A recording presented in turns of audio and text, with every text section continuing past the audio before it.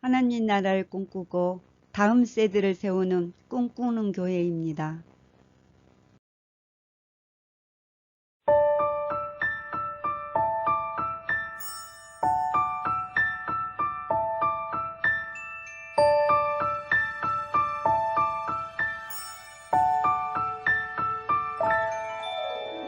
나는 전능하신 아버지 하나님 천지의 창조주를 믿습니다.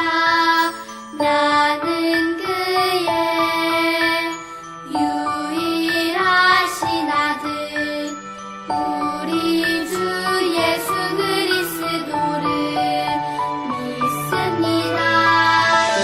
그는 성령으로 잉태되어 동정녀 마리아에게서 나시고 본디오 빌라도에게 고난을 받아 십자가에 못 박혀 죽으시고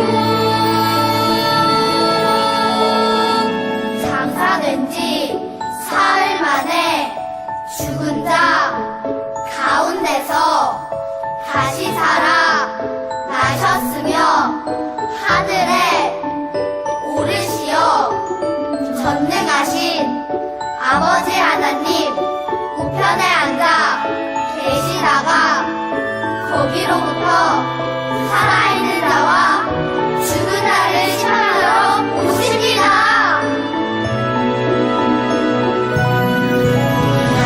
나는 성령을 믿으며 거룩한 공교회와 성도의 교제와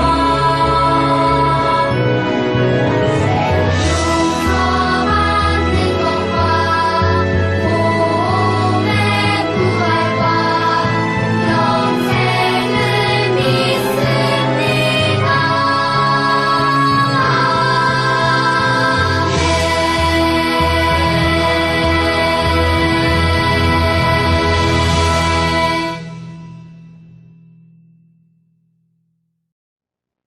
다시 살아나신 예수님 꼭 해야 할 일을 우리에게 알려주셨답니다. 그러므로 너희는 가서 모든 민족을 제자로 삼아 아버지와 아들과 성령의 이름으로 세례를 베풀고 내가 너희에게 분부한 모든 것을 가르쳐 지키게 하라. 볼지어다 내가 세상 끝날까지 너희와 항상 함께 있으리라 하시니라. 요한복음 21장 17절 말씀. 아멘. 이 소식 좀 전해주겠니? 조선시대에는 승정원이라는 관청이 있었답니다. 왕이 신하들에게 앞으로 이것들을 지키도록 하라 이렇게 명령을 내리면 승정원에서는 그것을 기록하고 백성들에게 전했지요. 승정원에서 반파하는 통신문을 기별이라고 하였답니다. 이것을 전국 각지에 돌리는 사람을 기별꾼이라고 불렀답니다. 기별꾼들은 왕의 명령을 전달하는 사람들이었기 때문에 튼튼한 체력을 가져야 했습니다. 또 성실하고 일을 잘하는 사람을 엄선하여 뽑았지요. 왕의 명령을 받아 전국 방방곡곡으로 떠도는 기별꾼들은 당시에 백성들에게 인기가 매우 많았답니다. 수도인 한양에서 달려온 기별꾼이 주막에 머물면 사람들이 우르르 몰려와서 그가 들려주는 이야기에 귀를 기울였지요. 백성들은 기별꾼에게 한양의 재미난 이야기와 호기심 가득한 궁궐 이야기를 듣곤 했답니다. 말씀에는 오늘 조선시대 기별꾼들처럼 하나님 나라를 말씀을 전하게 된 사람들의 이야기가 나와요. 그들을 보낸 분은 누구였고 그들이 전해야 했던 내용은 무엇이었을까요? 오늘 우리가 읽은 말씀 속에서 모두 기록되어 있답니다. 말씀 속으로 들어가 볼까요? 오늘 말씀은 마태복음의 마지막 부분이에요. 예수님은 하늘로 올라가시기 전 가룟 유다를 제외한 11제자를 갈릴리 한 산으로 부르셨답니다. 그리고 그들에게 말씀하셨었지요. 우리는 나라를 다스리는 사람을 왕이라고 부르지요. 바로 예수님이 하늘과 땅 전부를 포함한 하늘나라를 다스리는 왕이시라는 것이랍니다. 예수님은 우리를 위해 고난받으시고 십자가에 달리셨지만 죄와 죽음을 이기시고 온 세상을 다스리는 영광을 누리셨답니다. 그리고 우리는 예수님이 다스리는 나라의 백성이 된 것이지요. 누군가는 이 사실을 모든 사람에게 전해야 했답니다. 예수님은 이 일을 제자들이 하기를 바라셨지요. 마치 조선시대 왕이 기별꾼들에게 임무를 주었던 것처럼 예수님의 제자들을 하나님 나라의 복음 기별꾼으로 보내시고 제자들에게 임무를 주셨답니다.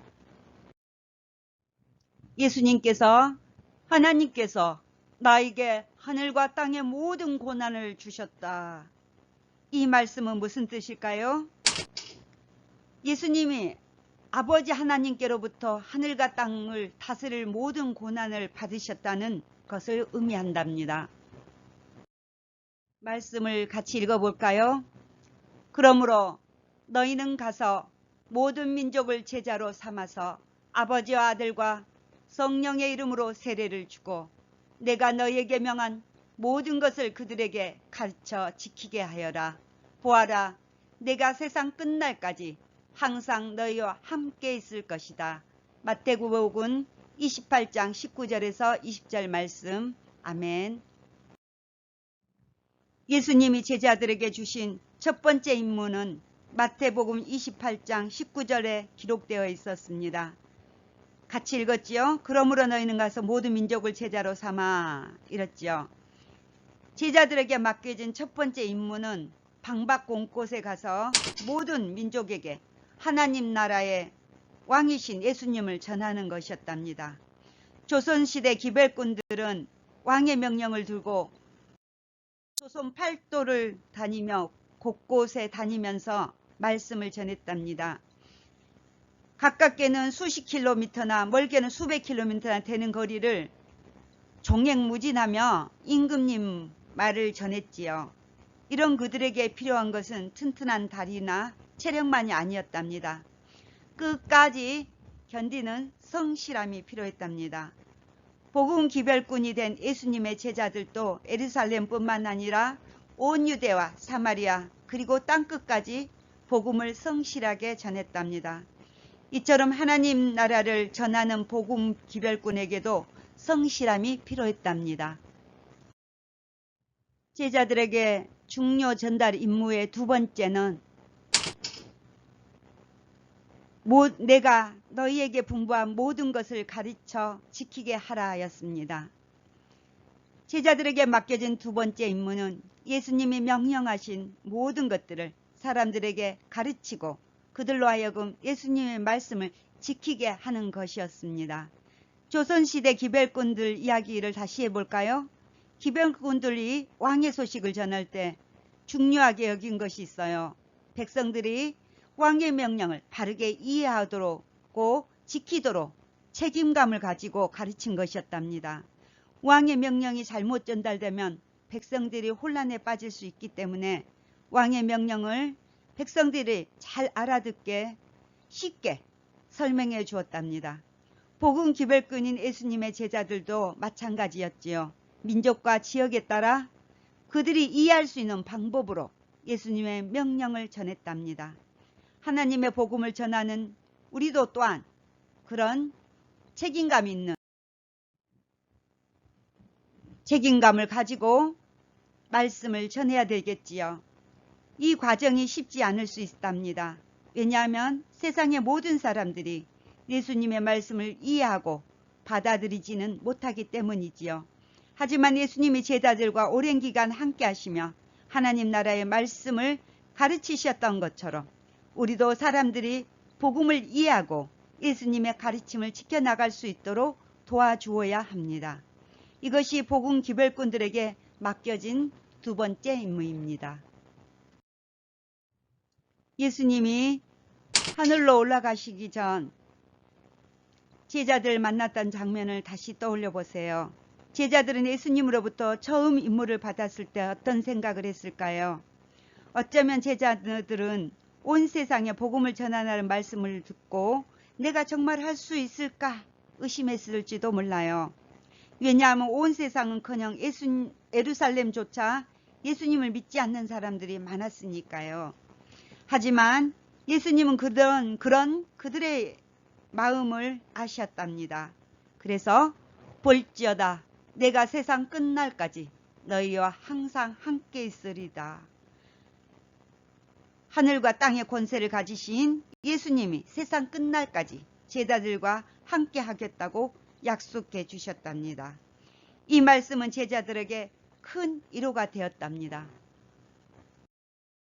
실제로 예수님은 제자들이 복음을 전하다가 어려움을 겪을 때가 있었겠지요. 예수님을 믿으세요. 예수님 믿으세요. 이렇게 제자들은 열심히 복음을 전했답니다. 복음을 전하다가 붙잡힌 베드로와 요한이 두려워하지 않았던 것은 이 때문이랍니다. 자, 그들은 자신을 다 받은 사람 앞에서 도리어 이렇게 말했답니다. 우리로서는 보고 들은 것을 전하지 않을 수 없습니다. 이렇게 말했답니다. 또 사도들의 옥에 갇히거나 큰 어려움을 처할 때 예수님은 제자들의 마음을 위로하시고 천사들을 보내주셨답니다. 가서 성전에 서서 이 생명의 말씀을 남김없이 백성에게 전하세요. 예수님의 복음을 전하는 일이 쉽지 않았지만 예수님의 도우심을 경험한 제자들은 그 안에서 기쁨을 경험했답니다. 항상 함께 하신다는 예수님의 약속을 믿으며 예루살렘을 넘어 온 유대와 사마리아 땅끝까지 예수님의 말씀을 전하기 위해 노력했답니다. 사랑하는 여러분, 모두가 기별꾼의 임무를 기억하며 성실함과 책임감을 가지고 땅끝까지 복음을 전하는 하나님 나라의 기별꾼들이 되기를 바랍니다. 예수님의 부탁한 11명의 제자에게만 하신 것이 아니랍니다. 오늘 우리에게도 하셨답니다. 따라서 우리는 열심히 복음을 전해야 한답니다. 때로는 친구들에게 예수님을 소개하는 일이 멋쩍을 수도 있습니다. 교회에 함께 가자고 말하기가 부끄러울 수도 있겠지요. 하지만 기억하세요. 예수님이 우리와 늘 함께 하겠다고 약속하신 것을 기억하시기 바랍니다. 친구들에게 한번 말해볼까요? 예수님 믿을래? 너도 예수님 믿을래? 이렇게 복음을 전해봅시다. 예수님도 우리가 할 수 없는 일을 부탁하신 것이 아니랍니다. 우리가 잘할 수 있기 때문에 우리를 믿고 맡기신 거랍니다. 우리가 예수님의 부탁을 기억하며 하나님 나라와 예수님의 사랑을 전할 때 예수님이 기뻐하시며 잘했다 칭찬하실 것입니다. 이것을 기억하며 복음을 전하는 예수님의 제자들이 되었으면 합니다. 외쳐볼까요? 우리도 예수님을 전해요.